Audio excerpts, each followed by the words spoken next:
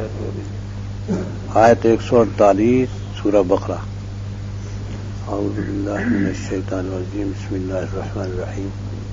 وَلِكُلٍّ وِجْهَةٌ هُوَ مُوَلِّيهَا فَاسْتَبِقُوا الْخَيْرَاتِ أَيْنَمَا تَكُونُوا يَأْتِ بِكُمُ اللَّهُ جَمِيعًا۔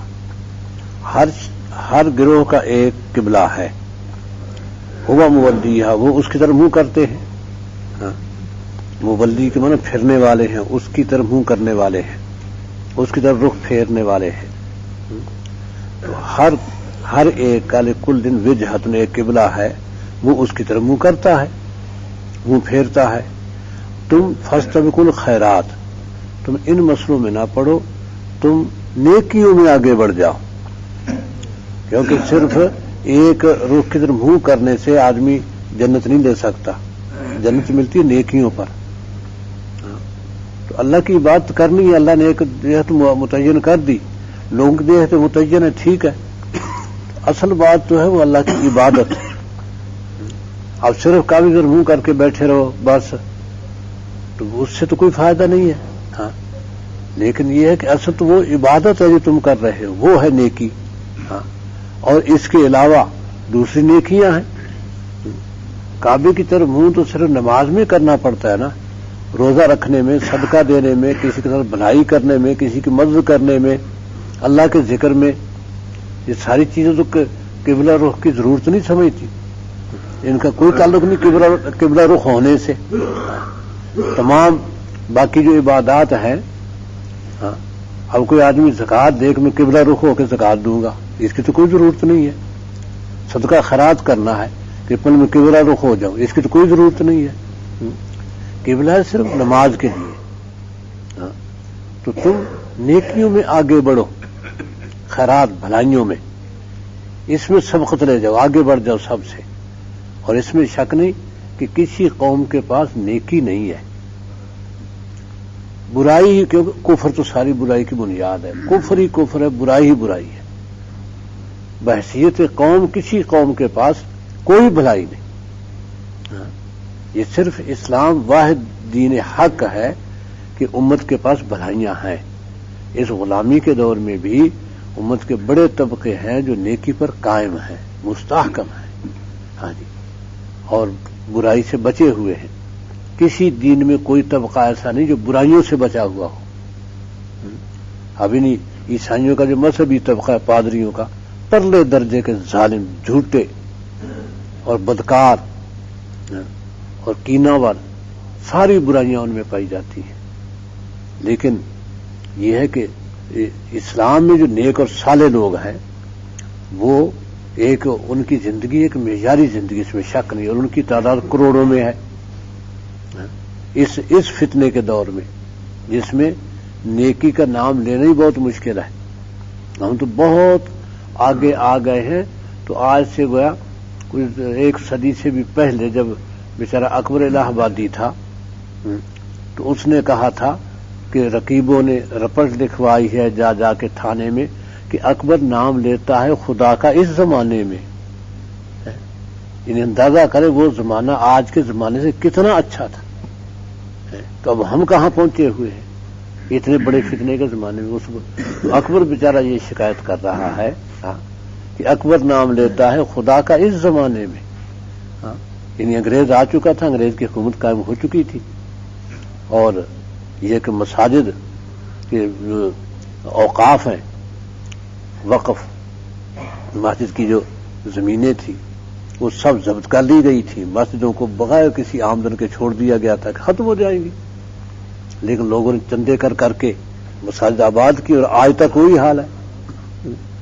کہیں کسی مسجد کے ساتھ جاگیر نہیں ہے، کہیں بعض مساجد شہروں میں ایسی ہیں کہ جن کے ساتھ دکانیں ہیں، لیکن پہلے مساجد کے ساتھ باقاعدہ جاگیریں ہوتی تھی، جس سے مسجدوں کے اخراجات اور امام مؤذن کی تنخواہیں اور طلبہ کے اخراجات، تو طلبہ پڑھتے تھے کیونکہ ہر مسجد مدرسہ تھا مستقل، ہر مسجد میں علماء پیدا ہوتے تھے، یہ الگ سے مدارس مستقل نہیں تھے، مسجدیں ہی مدرسے تھے بس۔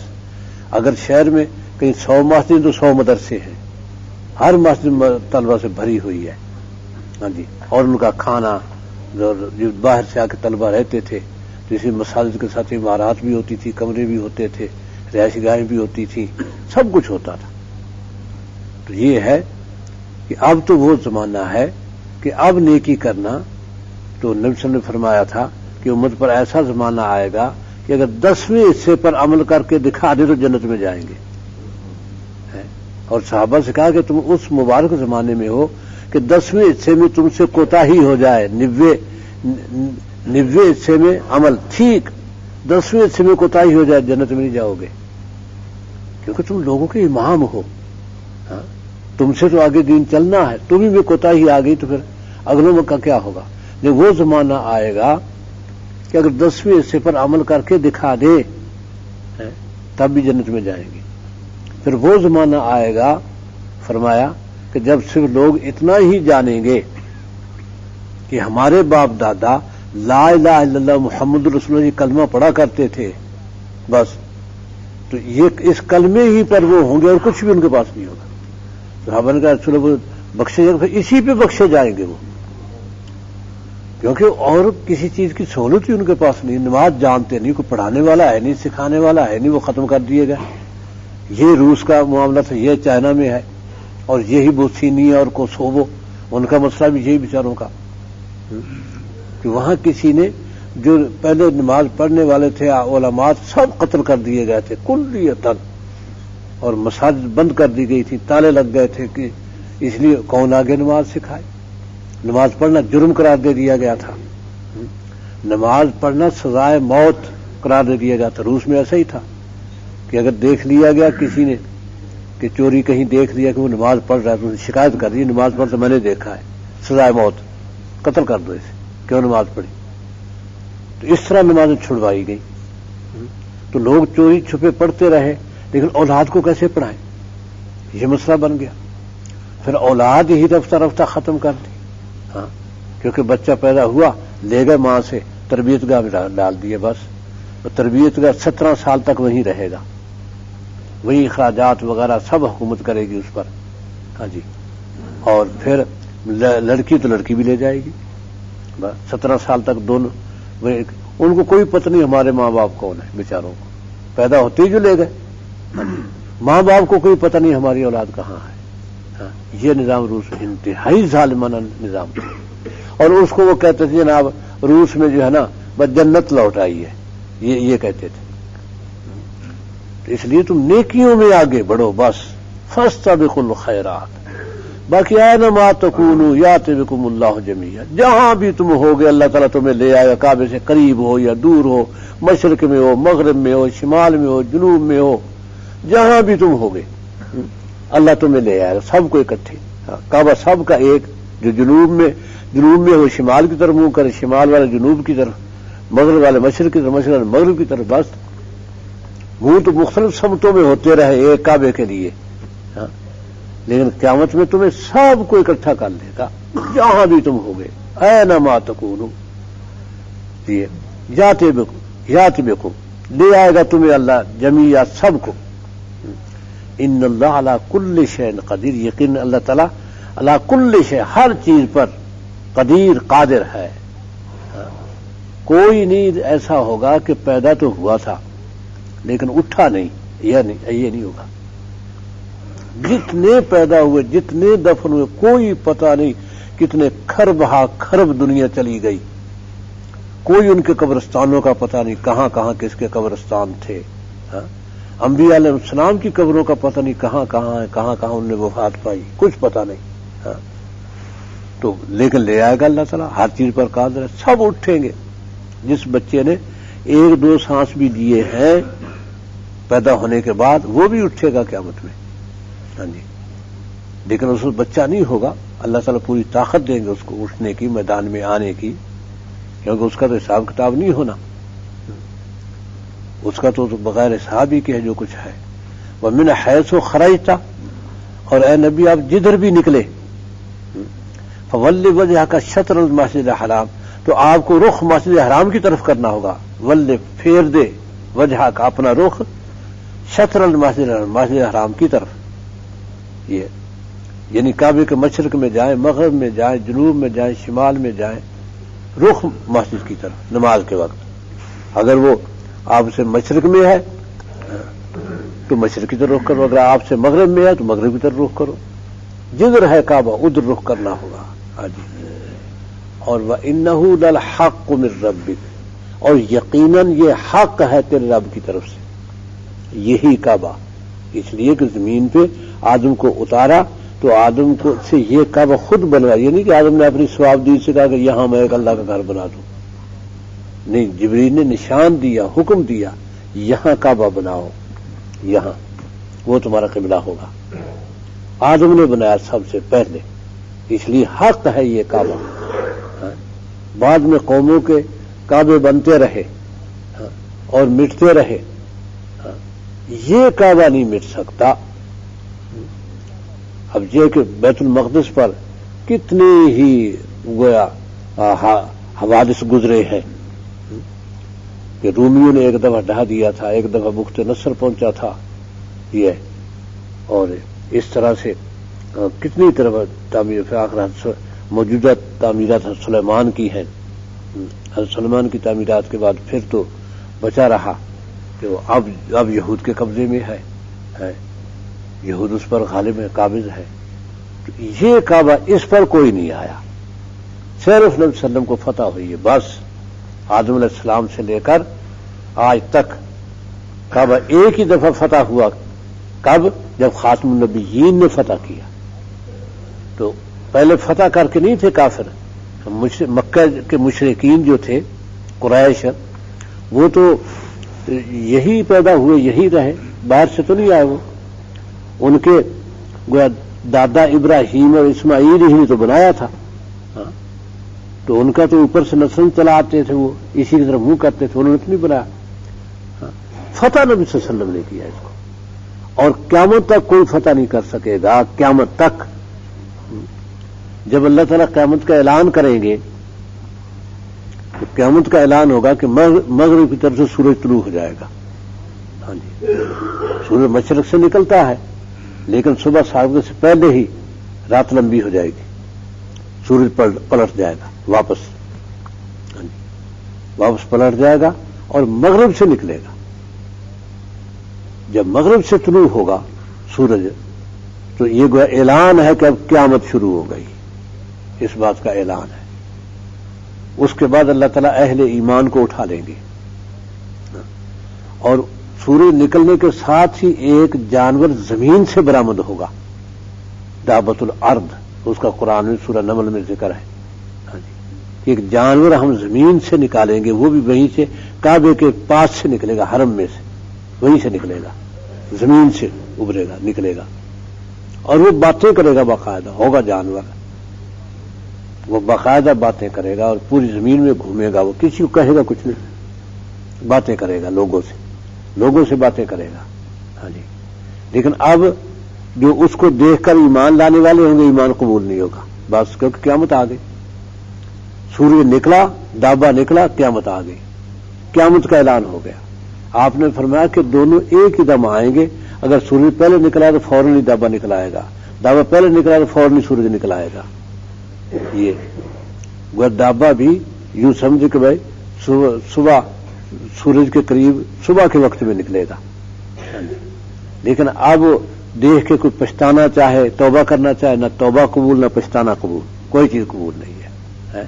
اب نمازی بنتا ہے، بہت لوگوں سے معافیاں مانگتا ہے، میں نے ظلم کیا، معاف کر دو مجھے، کوئی معافی نہیں، اب ختم، ہر چیز ختم، رک گیا بس عمل۔ اس لیے آپ نے فرمایا کہ بڑی ہی ایک خوشگوار ہوا چلے گی، بڑی نشاط آئے گی طبیعتوں میں، اہل ایمان سب ختم ہو جائے گا، اس ہوا میں ختم ہو جائیں گے اہل ایمان، پوری دنیا سے، روئے زمین سے کوئی مومن نہیں بچے گا بس، کیونکہ قیامت کا اعلان ہو گیا، اب عبادت کی ضرورت نہیں، قیامت کا اعلان ہو گیا، مومنین جو عبادت کر چکے بس، چند دنوں کے اندر ان کی عبادت قبول ہوں گی، جو وہ کر رہے ہیں پہلے سے وہ قبول ہوں گی، یہ بات ہے، لیکن اب زیادہ عرصہ رہ نہیں سکتے، بس گئے۔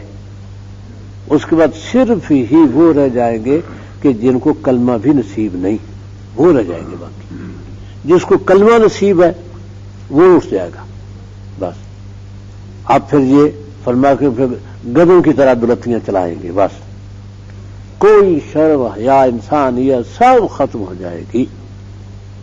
پھر اچانک ایک دن اس طرح پھر سور پھونک لیں گے، اور اس وقت کوئی ایسا حالات نہیں ہوں گے دنیا میں، کیونکہ بادشاہیاں بھی چل رہی ہیں، سب کچھ چل رہا ہے، قتل غارت لوٹ مار سب کچھ شروع ہے. یہ یعنی پاکستان کے حالات لوٹ آئیں گے، جیسے اب مہنگائی ہر چیز شروع ہے کہ صبح تقریباً 8 بجے کا 8-9 بجے کا وقت ہوگا، لوگ اپنے کاروبار پہ جا چکے، دکانیں کھل چکی، بازار میں رونق آ گئی ہے.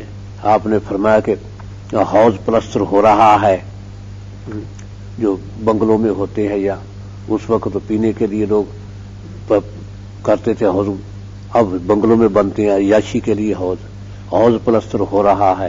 دودھ نکالنے والے جانوروں کا دودھ نکال رہے ہیں بیٹھے نیچے، دکان کھل گئی ہے، کپڑا پسند کر رہا ہے، بیٹے کی شادی ہے، بیٹی کی شادی ہے، انسان بکھرے ہوئے ہیں کپڑے. اچانک آواز، ایک دم آواز شروع ہو، اتنی خوفناک کہ دل پھٹ جائے.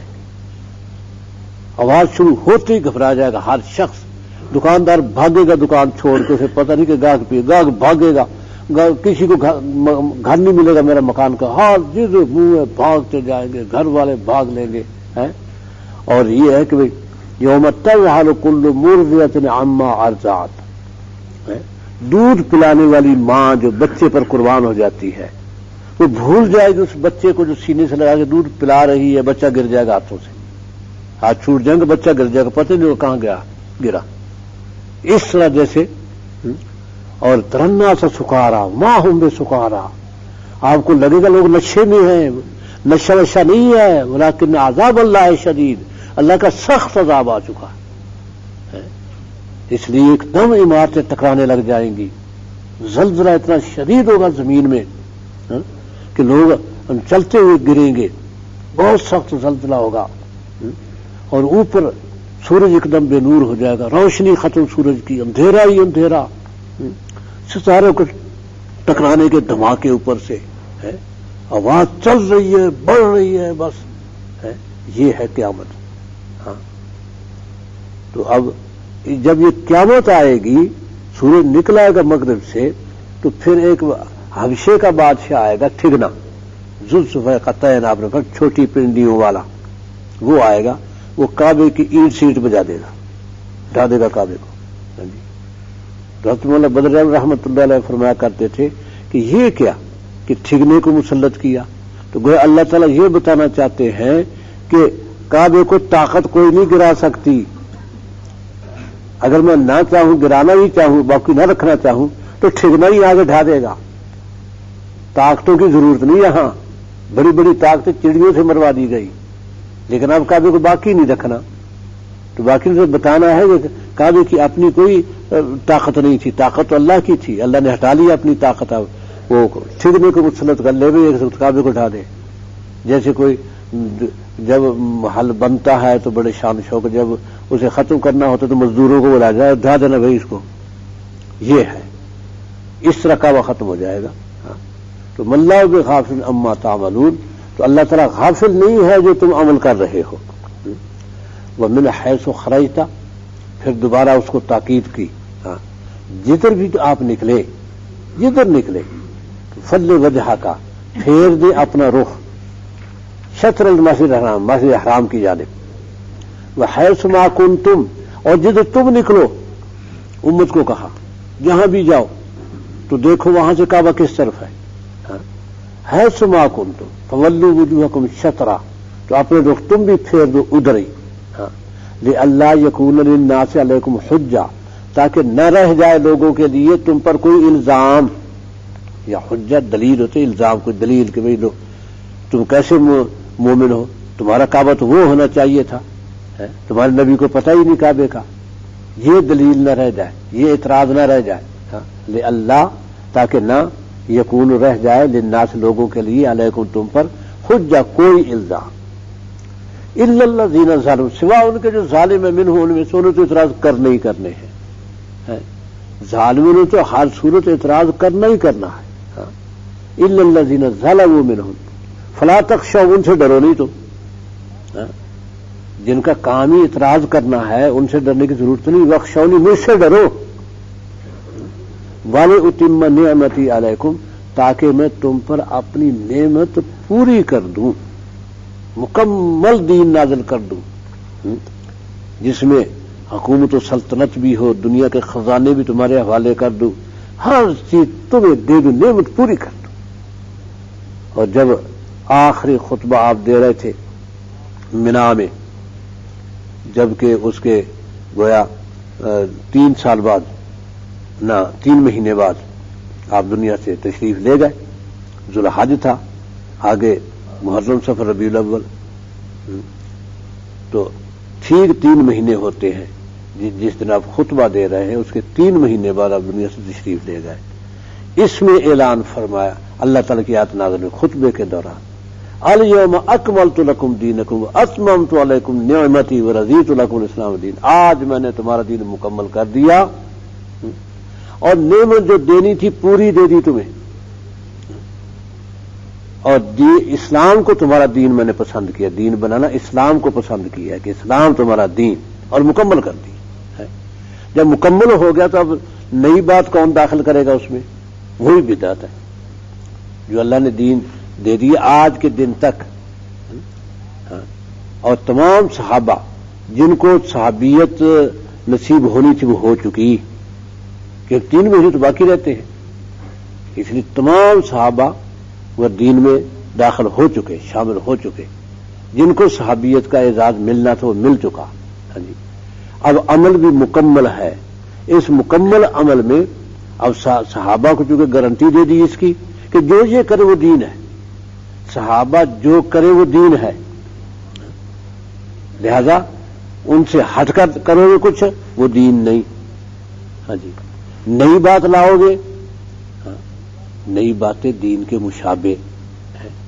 اب یہ ہے کہ بھئی ایک شخص عیدگاہ میں نماز کی نیز باندھ لی، ابھی عید کی نماز ہونی تھی، حضرت علی تھے، لوگوں کا انتظار تھا تو عید کی نماز ہو جائے گی، اس نے کہا اتنے میں نفل پڑھ لوں، وہ نیک آدمی تھا کوئی، آپ نے روکا اسے، یہ نماز نہ پڑھ، نماز سے روک رہے ہیں حضرت علی، کیوں؟ اس نے کہا یا امیر المومنین کہ اللہ تعالیٰ نماز پڑھنے پر مجھے سزا دیں گے؟ انہوں نے نہیں، نماز پڑھنے پر اللہ سزا نہیں دیتے، یہ تو میں بھی جانتا ہوں، لیکن یہ نماز تو پڑھ رہا ہے نبی صلی اللہ علیہ وسلم نے نہیں پڑھی، اور جو کام نبی صلی اللہ علیہ وسلم نے نہیں کیا وہ فضول ہے، اور فضول کام تو اللہ سزا ضرور دیں گے، ایسا جواب دیا۔ حالانکہ نماز بات تو اس کے سامنے نماز پڑھ رہا ہوں، اللہ سزا دیں گے؟ نماز پہ نہیں سزا دیتے، جو نماز نبی صلی اللہ علیہ وسلم کے طریقے سے ہٹ کے پڑھی جائے گی اس پہ سزا دی جائے گی، وہ گناہ ہے، جائز نہیں ہے۔ اس لیے ہمارے یہ سارے 11ویں یہ ختم، یہ وہ پتہ نہیں کیا کیا رسمیں، یہ کبیرہ گناہ ہیں، سخت بدعت ہے، اجر وجر نہیں ان میں۔ جو ہم میت کے تیسرے دن ختم شریف ہو رہا ہے، جو تک کھول خانی ہو، ان کا اجر نہیں ہے، کیونکہ نبی صلی اللہ علیہ وسلم سے ہٹ کر ہے، صحابہ سے ہٹ کر ہے۔ اب آگے سے جواب کرتے یہ حرج کیا ہے؟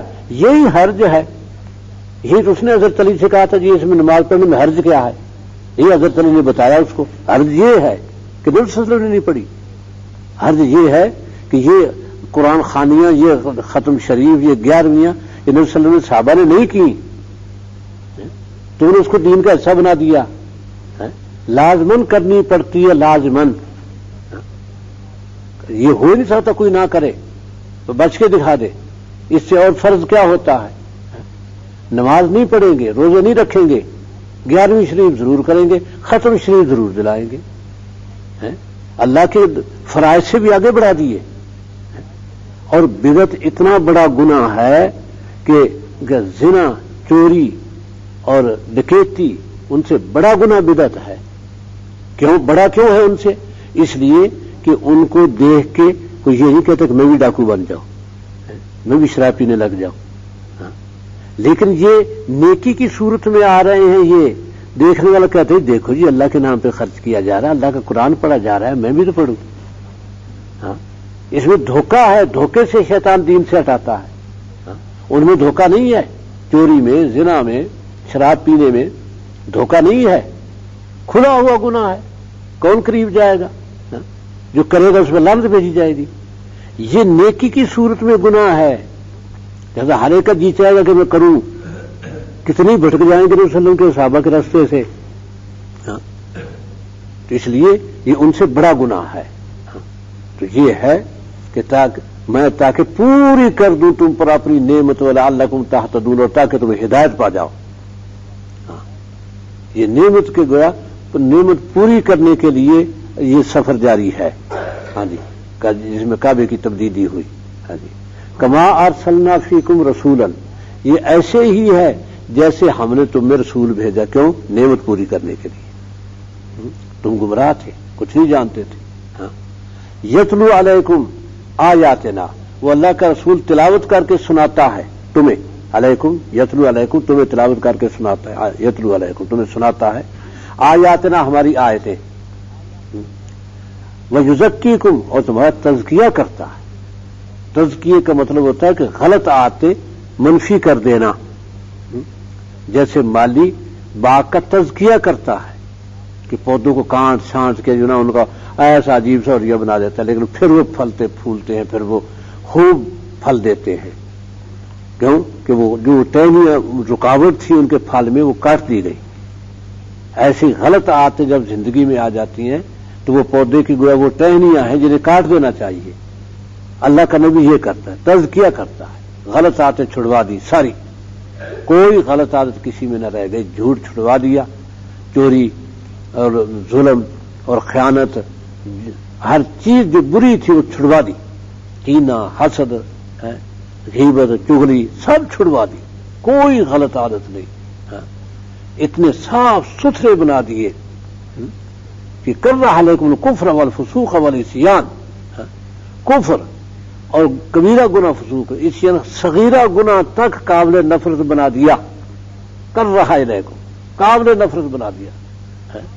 یہ تھے صحابہ، اولئک هم الراشدون، صحیح راہ پر یہی ہے،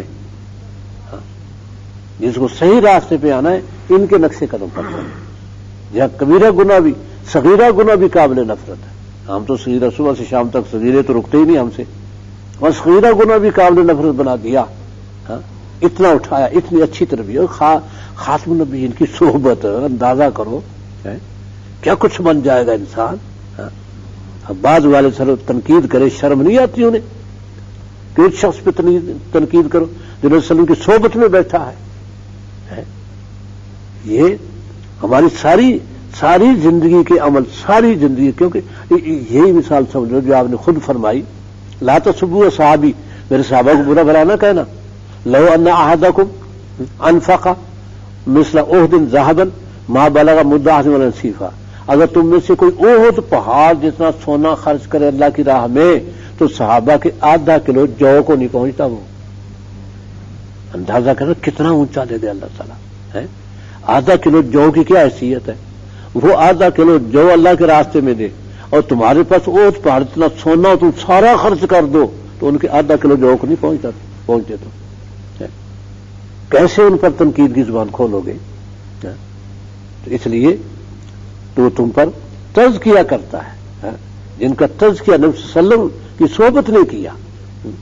وَيُعَلِّمُكُمُ الْكِتَابَ وَالْحِكْمَةَ، اور تمہیں کتاب اور حکمت کی تعلیم دیتا ہے اللہ کا نبی، وہ رسول بھیجا تم نے، تو کتاب تو قرآن تھا، اس کی تعلیم نبی صلی اللہ علیہ وسلم سے ملتی تھی، اور حکمت تھی سلیقہ پن، صحیح سلیقہ، ایسا سلیقہ مل جائے زندگی کا کہ جو دیکھے وہی گرویدہ ہو جائے، اور واقعہ ان کی زندگی کا ایسا ہی سلیقہ تھا، ایسا سلیقہ دیا اللہ تعالیٰ نے کہ جو سفیر آتے تھے، اب حضرت عمر سخت ترین انسان کہلاتے ہیں، لیکن ادھر اتنے نرم تھے کہ بادشاہوں کے سفیر آتے متاثر ہو جاتے ہیں، وہ گرویدہ ہو جاتے کہ روم کا سفیر آیا، اب وہ محل ڈھونڈے کہ کیا جی میں شاہی محل کہاں، ان کا شاہی یا بادشاہ نہیں ہوتا، تو پھر ہمیں ملنا ہے تمہارے بادشاہ کو، بادشاہ نے ہمارا امیر المومنین ہے، وہ کہاں ہے؟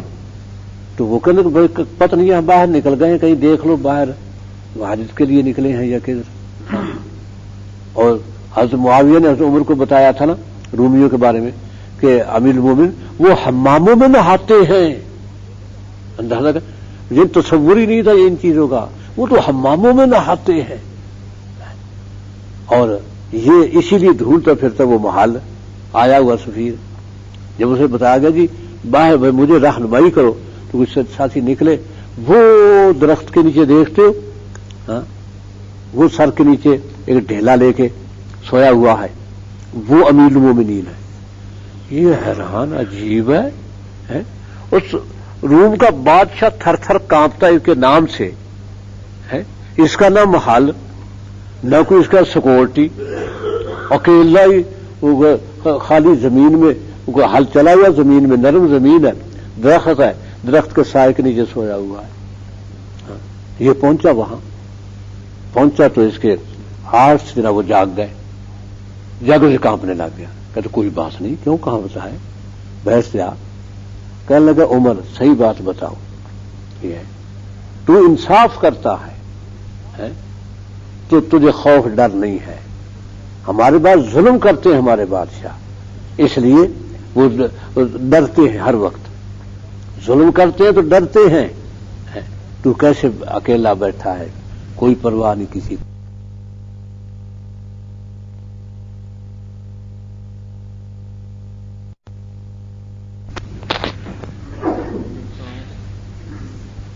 آیت 151 سورہ بقرہ. اعوذ باللہ من الشیطان الرجیم بسم اللہ الرحمن الرحیم. کما ارسلنا فیکم رسولا منکم یتلو علیکم آیاتنا ویزکیکم ویعلمکم الکتاب والحکمۃ ویعلمکم ما لم تکونوا تعلمون. اور ایسے ہی جیسے ہم نے تم میں بھیجا کما جیسے ارسلنا ہم نے بھیجا فیکم تم میں رسولا ایک رسول منکم تمہیں میں سے. یعنی جیسے ہم نے یہ کعبہ مرکزی تمہیں عطا کر دیا تاکہ لوگوں کو کوئی دلیل تمہارے خلاف الزام باقی نہ رہ جائے اور تاکہ اللہ تعالیٰ اپنی نعمت تم پر پوری کر دے. اسی طرح یہ ایسی جیسے ہم نے تمہیں اپنا رسول بھیجا منکم تمہیں میں سے. اور یہ اللہ تعالیٰ کی بہت بڑی نعمت ہے کیونکہ آج اگر اللہ کا رسول نہ تو ساری دنیا گمراہ ہوتی. سب جہنم کا ایندھن. جہنم کی طرف جانا کوئی معمولی بات ہے. توبہ توبہ توبہ. اللہ دنیا کی تکلیفوں سے بچائے. آخرت کی تکلیفیں تو تصور ہی نہیں کر سکتے. توبہ توبہ. دنیا کی تکلیف برداشت نہیں ہوتی. تو اللہ تعالیٰ نے اپنا رسول بھیجا. یتلو علیکم آیاتنا ہماری آیتیں تمہیں تلاوت کر کے سناتا ہے. کیونکہ اللہ کی آیتیں اللہ کا کلام خود اللہ تعالیٰ کا کلام عجیب بات ہے. اور انسان پڑھے اسے کتنے خوش نصیب ہیں ہم جن کو اللہ تعالیٰ نے یہ اپنی کتاب دے دی تلاوت کرنے کو. ہم اللہ کا کلام تلاوت کرتے ہیں. اس میں اللہ کا جلال ہے. اس میں اللہ کا جلال ہے. اور کتنا پاکیزہ کلام کیسی پاک زبانیں ہیں جس کی تلاوت کرتی ہیں. تو یہ کتنا بڑا انعام اللہ تعالیٰ کا کہ یتلو علیکم وہ تمہیں سناتا ہے تلاوت کرتا ہے آیاتنا ہماری آیتیں ویزکیکم اور تمہارا تزکیہ کرتا ہے. یزکی تزکیہ کرتا ہے یعنی بری عادتیں ختم کر دیتا ہے. کوئی بری عادت نہیں چھوڑی صحابہ میں. اور جب مشرکین تھے تو ساری بری تھی عادتیں. کیونکہ صحابہ کہتے ہیں کہ نبی صلی اللہ علیہ وسلم صبح کی نماز کے بعد بیٹھ جاتے ہم بھی بیٹھ جاتے تو اپنی جاہلیت کی باتیں کر کر کے ہنستے. ہم آپ بھی مسکراتے رہتے کہ کیسے بے وقوف تھے ہم کیسے جاہل تھے کیسی کیسی باتیں کرتے تھے کہ سفر پہ جانا ہے تو رب گھر بھول گئے کیونکہ رب ساتھ ہوگا تو رستے میں رب بھی سے مددیں مانگتے جائیں گے. رب ساتھ ہوگا. رب گھر بھول گئے. ستو کا رب بنا لیتے. ستو تو ہوتا پاس ستو گوندا اس کا رب بنا لیا. رب بنا کے سامنے رکھ کے اسے پوج لیا. پھر اس سے دعائیں مانگ لی. پھر اس کو توڑ کے کھا لیا. رب کہتے اس پہ ہم ہنستے کیسے بے وقوف تھے ہم. اور واقعتاً اگر اللہ سمجھ نہ دے تو سمجھ نہیں آتی. اب یہ بڑے بڑے دنیا کے فسادی بڑے عقل اپنے آپ کو عقل مند کہنے والے پرلے درجے کے بے وقوف ہیں اور احمقانہ باتیں کرتے ہیں، تو کہتے ہیں ہم ہنسا کرتے اپنی بے وقوفیوں پر، اس لیے وہ تزکیہ کرتا ہے. ایسی نفیس گویا تربیت دی، ایسی نفیس تربیت کہ اس کی مثال پھر نہیں پا سکے. سیدھے سادے، کوئی تکلیف نہیں، کوئی تکلف نہیں زندگی میں، کوئی اعلیٰ لباس نہیں ہے، اور بادشاہوں کے دربار میں جاتے ہیں سیدھے سادے، درباری دیکھ کے ہنستے ہیں، لیکن وقار ہے، سنجیدگی ہے، جس سے بادشاہ مروب ہوتے ہیں. جیسے حضرت مغیرہ کا واقعہ میں نے سنایا تھا کہ جو رستم کے دربار میں گیا اور رستم مروب ہو گیا، ایسے اس انداز سے گئے، شان سے، لیکن لباس میں کوئی ایسے کوئی بڑا کوئی فاخرہ لباس پہنا ہو، جو میسر آ گیا. یہ ٹھیک ہے کہ رسول صلی اللہ علیہ وسلم نے فرمایا کہ اپنی شکل بہتر رکھو، جب کسی سے ملنا ہو تو ذرا اپنا لباس ٹھیک کر لو. یہ نہیں کہ اعلیٰ لباس پہن کے جو ہے اس کو ذرا درست کر لو. ہاں جی، تو یہ اب جی ہے کہ بھی آپ کے پاس پٹکا ہے، کوئی باہر ملنے آ گیا، آپ نے اٹھا کے کندھے پہ ڈال دیا، کو نیچے لٹک رہا ہے، کوئی نیچے نہیں، باندھ لو، ٹوپی سر پہ لے لو. ہاں جی، تاکہ اچھے لگو. ہاں جی، اور نبی صلی اللہ علیہ وسلم جب باہر جاتے تو سادگی تو کمال تھا نا. آپ نے وہ زندگی گزاری اور بڑے دولت مند ہو کے، کہ روزانہ گھر میں فاقہ ہوتا، کیونکہ دولت آئی تقسیم کر دی، بس رکھنا ہی کچھ نہیں. اور یہ ہے کہ باہر آئے ہیں اب کنگھی، آپ کنگھی کا بڑا اہتمام کرتے تھے. کنگھی نہیں ہے، یہ کنگھی ہو رہی ہے، یہ بس کنگھی ہو گئی. آئینہ، پانی برتن پانی کا اس میں دیکھ لیا، کنگھی کر لی، یہ آئینہ ہے. سادگی کا بھی کمال ہے. یعنی کوئی یہ نہ کہے کہ جی میرے پاس تو وسائل نہیں ہے، میں کیسے بنوں سنوروں، بس یہ وسائل ہے بننے سنورنے کے. اچھا آ گیا تو اچھا پہن لو. تو ایک دفعہ کسی نے ہدیہ کیا ایک جبہ جو بہت نفیس کپڑے کا تھا. تو اب صحابہ، آپ ممبر میں بیٹھے، صحابہ ہاتھ لگا کے دیکھے، یار بڑا بڑا حسین کپڑا، بڑا اچھا کپڑا ہے. فرمایا کہ سعد ابن معاذ کو جو اس کے رومال ملے ہیں نا اس میں جنت میں، وہ اس سے بھی زیادہ اچھے ہیں، تم کیا جانو. یہ تو کچھ بھی نہیں، یعنی مطلب کہ نگاہ آگے پہ رکھو. ہاں جی، اب جو میسر ہے پہن لو، اچھا ہے تو اچھا پہن لو، نہیں تو جیسا آتا ہے پہن لو.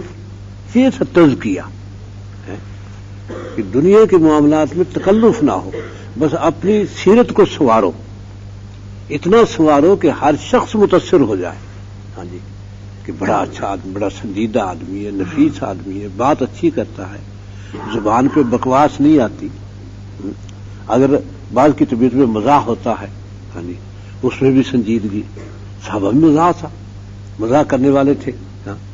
کہ ایک صحابی مزاح کرنے والا تھا، گیا، وہ گزر رہا تھا، قافلہ کو انگور تھے، کبھی انگور دینا، میں تم پیسے لا کے دیتا ہوں، انگور دینا.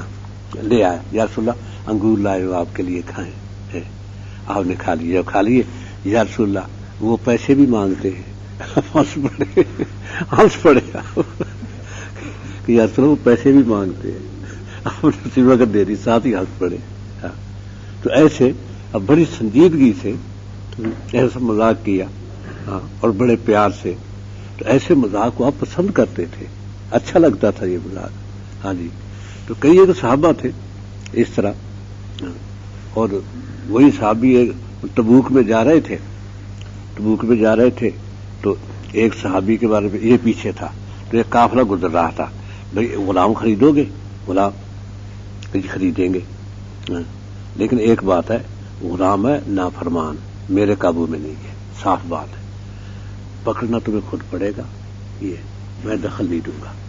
اور وہ کہے گا میں آزاد ہوں، میں نہیں غلام، جھوٹ بولتے ہو، سننی نہیں اس کی کوئی بات. ٹھیک ہے جی، وہ جا رہا تو میرا غلام پکڑ لو. کتنا دو گے؟ کہ جی وہ 10 اونٹ، 5 اونٹ لے لیے. 10 اونٹ دوں گا، لے لیے. لے لیے اور جا کے اسے پکڑے اسے. وہ کہ کیا ہے وہ اس میں بیچے تو غلام اس کا, اور نہیں غلام جھوٹ بولتا ہے وہ, نہیں بالکل نہیں, ہم نہیں لے گئے اسے. بعد میں نبی صلی اللہ علیہ وسلم کو بتایا کہ یا رسول اللہ وہ دیکھو اس نے کیا تماشا کیا. آپ نے پھر کیا کیا؟ بعد جی کہتے ہیں میں نے وہ 10 اونٹ لیے ہیں, جب بدتمیز کہیں کا جاؤ لے کے آؤ, جناب بھیجا ادھر اسے. ان کے پاس گیا بھی ایسے مزاح ہے, وہ ایسے ہی کرتے, اچھا لے جاؤ کہتا. ہاں تو مزاح بڑے عجیب مزاح بھی کرتے تھے, لیکن بڑی سنجیدگی سے, بڑے پیار سے. ہاں جی, ان سے کوئی ناراض بھی نہیں ہوتا تھا.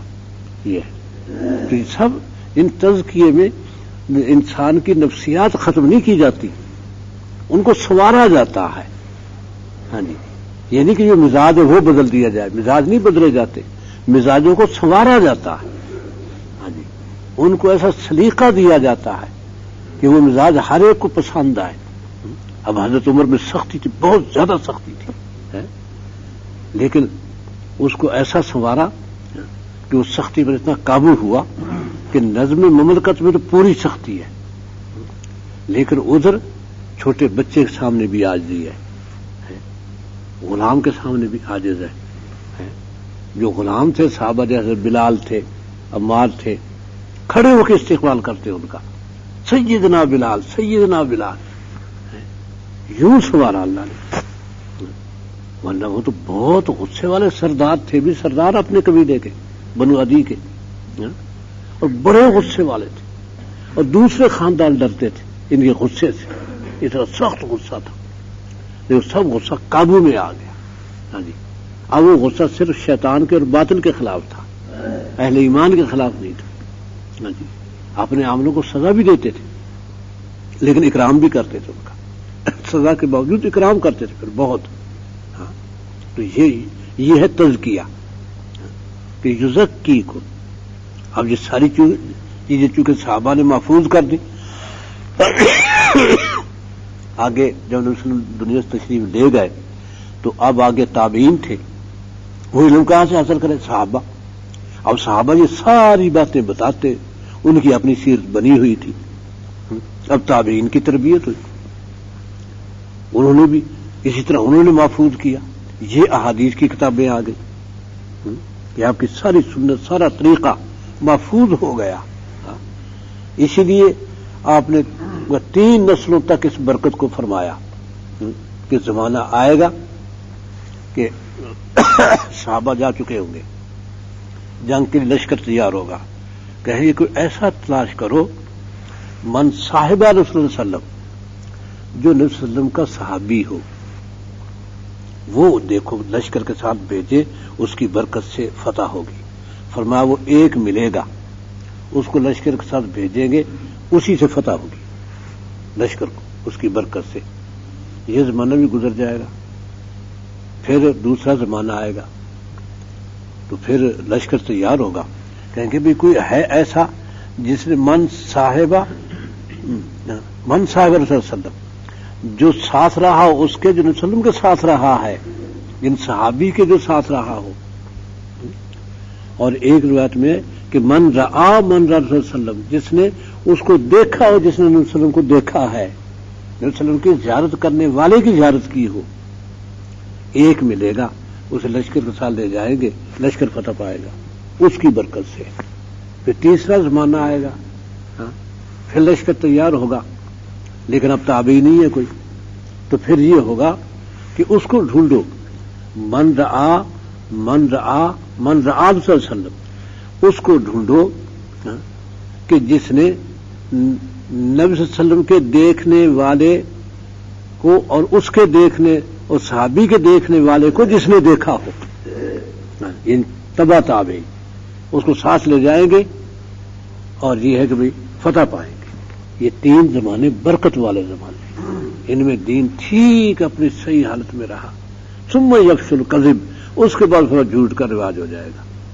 ہاں جی, پھر وہ برکتیں تو اب بھی ہیں نبی صلی اللہ علیہ وسلم کی, صحابہ کی.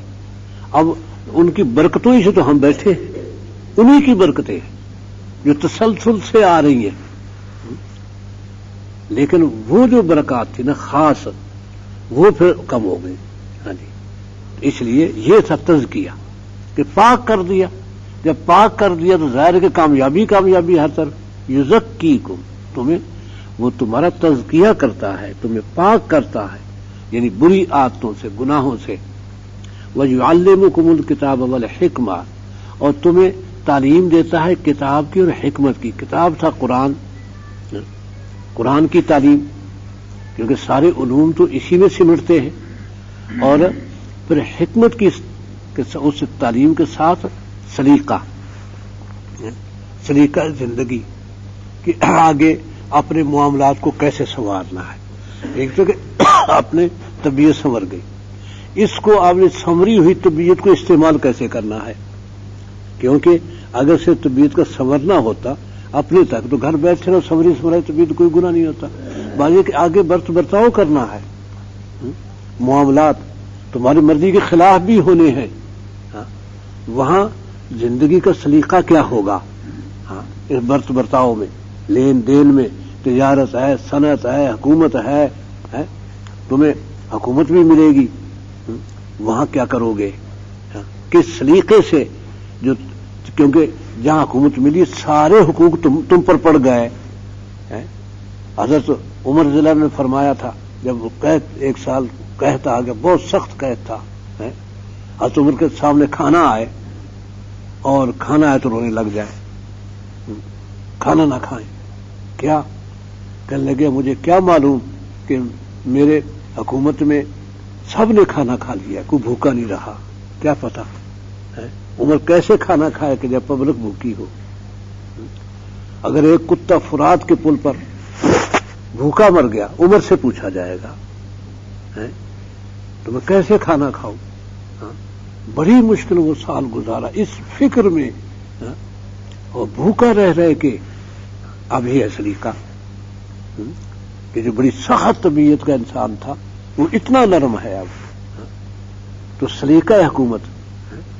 اور ہمارے ہاں یہ ہے کہ پبلک کو اتنا بھوکا کر دو کہ ہمارے کی طرف ہوش ہی نہ رہے، بس اپنے جلوسوں میں، اپنے رزق میں، اس پریشانی میں لگے رہے، ہمیں نہ پوچھیں اتنا، اور سارا پیسہ جمع کر کے اپنے بینکوں میں سوئٹزرلینڈ بھیج دو. اب یہ ہمارے حکمران ہیں. کتنی بد سلیقہ پن، کتنا بد سلیقہ پن ہے. یہ حکمت یہ ہے، یہ سلیقہ زندگی کا ہے. اور آپ نے فرمایا کلکم راعٍ، تم میں سے ہر ایک حاکم ہے، اور مسئول عن رعیتہ، اور اپنی رعیت کے بارے میں ہر شخص سے پوچھا جائے گا. فرمایا جو سلطان ہے وہ تو پورے ملک پر حاکم ہے، اور مسئول عن رعیتہ، اور رعیت کے بارے میں اس سے بھی پوچھے. ایک فرد کے بارے میں پوچھا جائے گا، فرد کے بارے میں بہت بڑی ذمہ داری ہے. اور الرجل راعٍ علی اہلہ وولدہ، اور آدمی حاکم ہے اپنے گھر پر، اپنی اولاد پر، وہ حاکم ہے.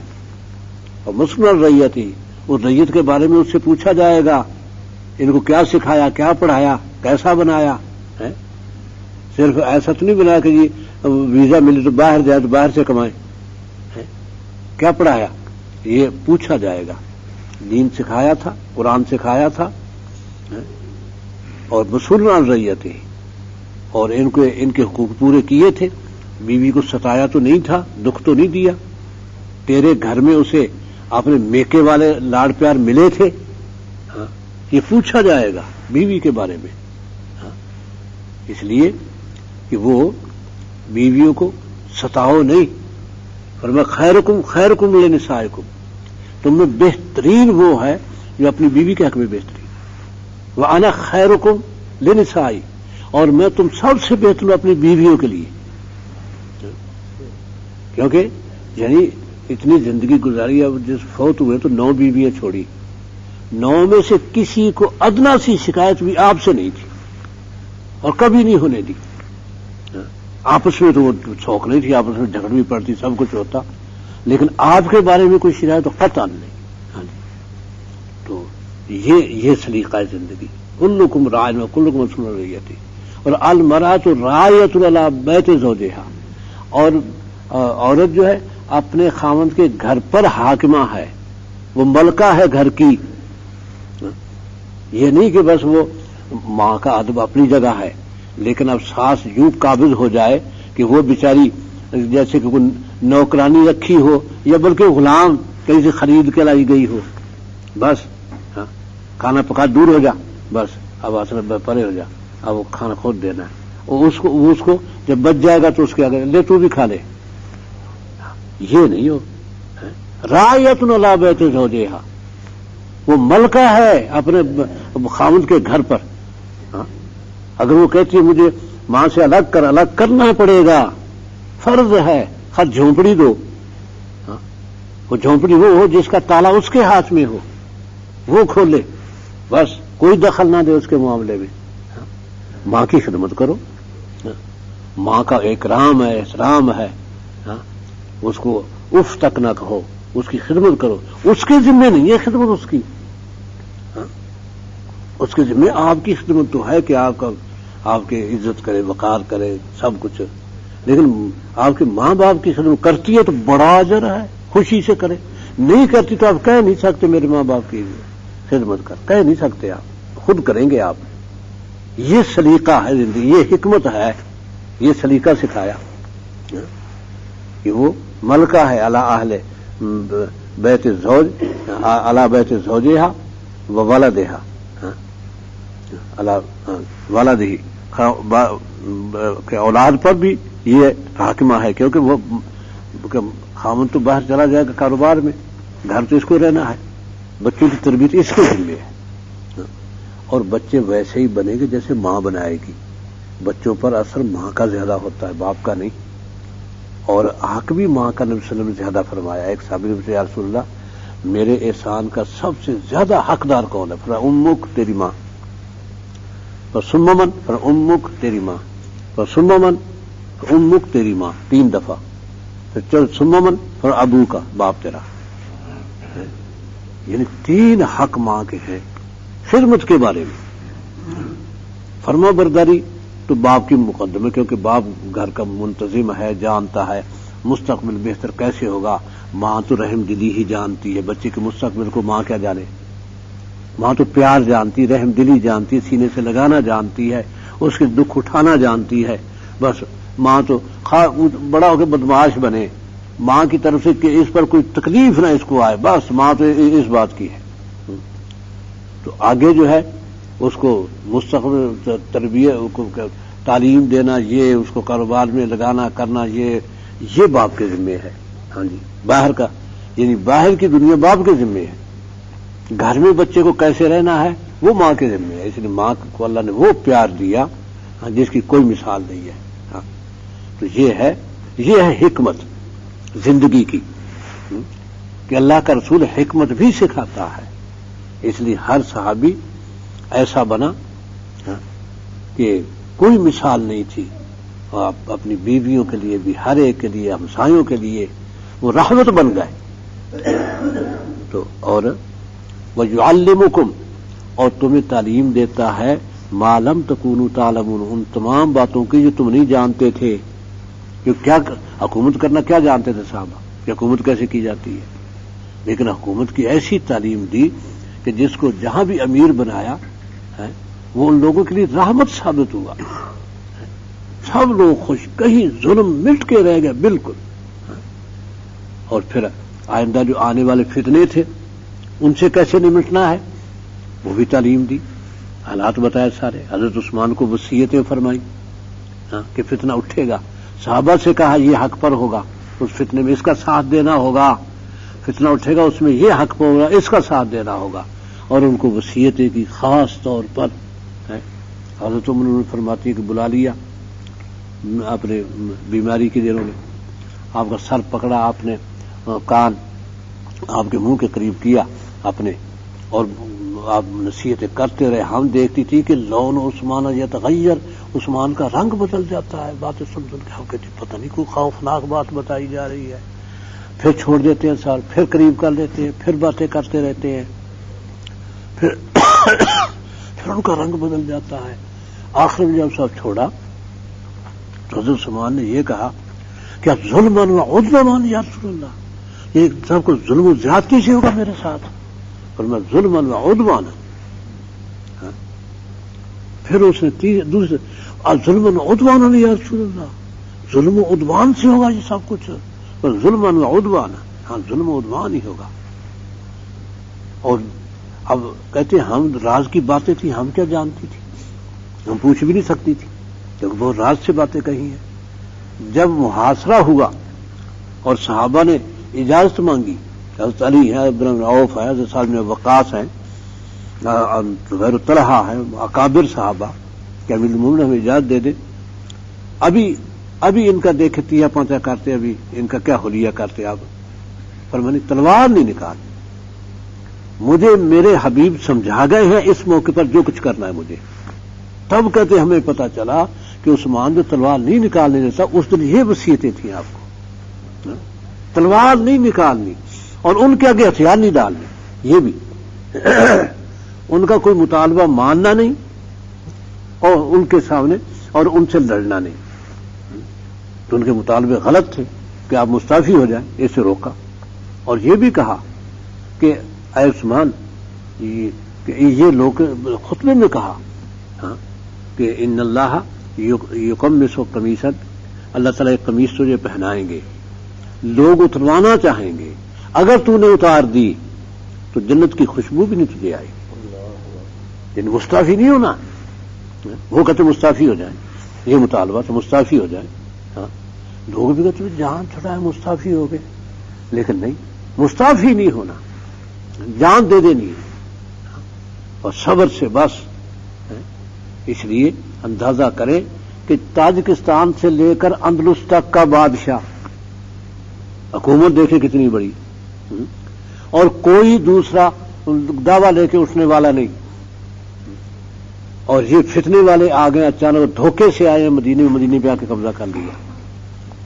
صحابہ اجازت مانگتے ہیں کہ ان کو ابھی بڑھا دیتے ہیں ہم، لیکن نہیں، اگر اقتدار کا اقتدار پسند ہوتا تو کہتے ہاں ہاں، اور صحابہ تو ایک گھنٹہ بھی نہ لگتا کہ یہ بھاگتے دکھائی دیتے، لیکن ایسا نہیں کیا، اور پتہ ہے کہ مجھے شہید ہونا ہے، پتہ ہے شہید ہونا ہے، اور خوشی سے کہتے ہیں کہ اگر تم یہ نہ کہو کہ بوڑھا پتنی کیا آر تمہیں کرتا رہتا ہے، تو میں تمہیں ایک بات بتاؤں۔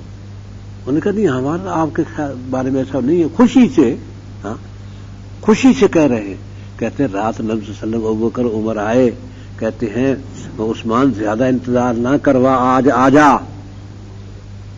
یہ آج آجا، زیادہ انتظار نہ کروا، کیونکہ پانی بند تھا تو ہم ساروں نے پانی دیا کسی طرح چوری، تو حضرت نائلہ لے کے آئی یہ پانی، فرمایا پیاس نہیں، کہتے پیاس کہ تو کل کا تم نے پیا ہی نہیں، کل کا، کہتے رات نبی صلی اللہ علیہ وسلم نے ڈول لٹکایا تھا، میں نے پی لیا پیٹ بھر کے، اب پیاس بالکل نہیں ہے، یہ، اور کہا کہ آجا عثمان، اب آج تو روزہ ہمارے ساتھ کھولے گا، اس لیے میں نے روزہ رکھ لیا ہے، اور مجھے شلوار لا دو، کبھی پہنی نہیں تھی، اس سے پہلے لے کے رکھی ہوئی تھی، کیونکہ بتا تھا نبی صلی اللہ علیہ وسلم کہ آپ کو اس طرح شہید کریں گے، اس وقت کے لیے رکھی ہوئی تھی، وہ لاؤ میں پہن لوں تاکہ ایسا نہ ہو کہ میں کہیں قتل ہو کے گروں تو ننگا ہو جاؤں۔ شلوار پہن لی اور بس صبح کی نماز پڑھ کے قرآن کی تلاوت شروع کر دی۔ اس تلاوت ہی جاری تھی کہ جب حملہ ہوا تو پیچھے جو لفظ گزرا فَسَيَكْفِيكَهُمُ اللَّهُ، اللہ نمٹ لے گا ان سے، اس لفظ پر پہلا خون کا قطرہ گرا، اللہ نمٹ لے گا ان سے، فَسَيَكْفِيكَهُمُ اللَّهُ۔ اب کیا سلیقہ ہے جناب، اتنی بڑی حکومت اور جیسے کہ کوئی پسندیدگی نہیں، کچھ بھی نہیں، اور کوئی مخالف نہیں، ان سازشیوں منافقوں کے سوا جو بغاوت لے کے اٹھے تھے، ایک فرد بھی ایسا نہیں ہے جو حضرت عثمان سے کوئی نفرت رکھتا ہو یا جس کو کوئی ادنا سی کوئی شکایت ہو، اور جو محبت نہ کرتا ہو حضرت عثمان سے، کمال یہ ہے، ہاں لیکن نبی صلی اللہ علیہ وسلم نے طریقہ سکھایا تھا، اس کے مطابق بس جان چلی جائے کوئی نہیں، اور یہ بھی کہا کہ نبی صلی اللہ علیہ وسلم نے بتایا تھا کہ جو تلوار تیرے لیے نکلے گی وہ قیامت تک نیام میں نہیں جائے گی، مسلمانوں کی گردنیں کاٹتی رہے گی، آج تک کٹ رہی ہے، نہیں گئی نیام میں، ہاں اس لیے اور یہ بتایا ان کو کہ مجھے قتل نہ کرو، اس نے مجھے یہ بتایا تھا کہ یہ تلوار تیرے لیے نکلے گی، وہ نیام میں دوبارہ نہیں جائے گی، قیامت تک گردنیں کاٹے گی، ہاں تو اس مصیبت میں نہ آؤ. لیکن ان کی سمجھ میں نہیں آئی بات، اور وہ یہ ہو رہا ہے کہ گردنیں کٹ رہی ہیں کسی نہ کسی بہانے سے. ہاں جی، اور یہ کبھی یہ سلسلہ رکا نہیں. کافر تو شکست کھائی کافروں نے، لیکن آپس کا یہ سلسلہ نہیں رکا. قتل و غارت کا آپس میں اختلاف جو ہے نا وہ جنگیں کرواتا رہا. خارجی اور رافضی یہ اٹھتے رہے اور یہ پھر مارے بھی کھاتے رہے، لیکن قتل عام بھی ہوتا رہا. تو یہ ہے حکمت اور یہ ہے علم جو دیے. یعلمکم ما لم تکونوا تعلمون، یعلم تعلیم دے گا کم تمہیں، ما لم جو نہیں، تکونوا تعلمون تم جانتے تھے، جو نہیں تم جانتے اس کی تعلیم دے گا تمہیں. ہاں جی، تعلیم دے رہا ہے اللہ کا نبی. یعلمکم تمہیں تعلیم دے رہا ہے اس کی جو تم نہیں جانتے تھے. فاذکرونی لہذا اب تم میری یاد کرو، میرا ذکر کرو. اذکرکم میں تمہارا ذکر کروں گا.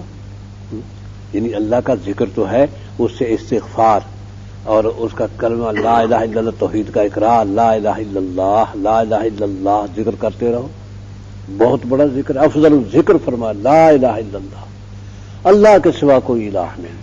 یہ کلمہ بہت پیارا ہے اور اللہ کا بہت مقبول ہے. تسبیح میں پڑھو لا الہ الا اللہ، لا الہ الا اللہ، یہ اللہ کا ذکر ہے. مجھے میرا ذکر کرو بس. ہاں، اور سبحان اللہ، الحمدللہ، اللہ اکبر، لا حول ولا قوت الا باللہ، یہ اللہ کے ذکر ہے. اذکار کے خاص کلمات جس کو تیسرا کلمہ کہتے ہیں، سبحان اللہ والحمدللہ ولا الہ الا اللہ واللہ اکبر ولا حول ولا قوت الا باللہ، یہ اصل میں پانچوں کے پانچوں کلمے نا ذکر کے ہیں. الگ الگ بھی پڑھ سکتے ہو، لا حول ولا قوت، اسی کو ورد بنا لو. اور پھر نماز خود اللہ کا ذکر ہے. نماز 5 وقت آپ نے پابندی کی نماز کی تو گویا آپ اللہ کے ذکر سے غافل نہیں ہیں، آپ کو غافل نہیں لکھا جائے گا. ہاں، میرا ذکر کرو، میں تمہارا ذکر کروں گا.